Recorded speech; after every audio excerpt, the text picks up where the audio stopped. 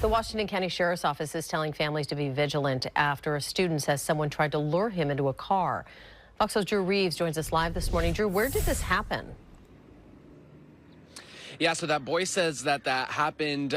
This happened near the Jacob Wismer Elementary Stoller Middle School complex, which is where we are right now. He says it was happened as he was walking through the Bethany neighborhood while he was leaving this school. So the boy does not go to either of these schools, and he is not enrolled in the Beaverton school district. But he says that he was walking home after being with some friends. He says as he was walking, a man approached him near the bus pickup lanes of Stoller Middle School and claimed to be a friend of his mom and said that he was there to pick the boy up. The student ran away, though, and did make it home safely not long after this happened. The boy told police that the man was large, possibly in his 70s, with a white beard that's 2 or 3 inches long. He says he was wearing Pit Viper-style sunglasses, a T-shirt, and a hat with an American flag on it. The student says he thinks the man was driving a silver Mercedes SUV.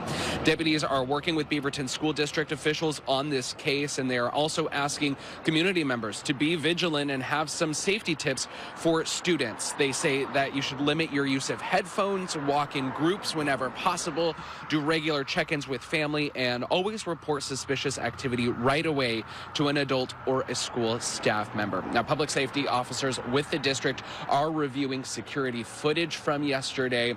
Police are asking if you know anything to give them a call. Reporting live in Northwest Portland, Drew Reeves. Good day, Oregon.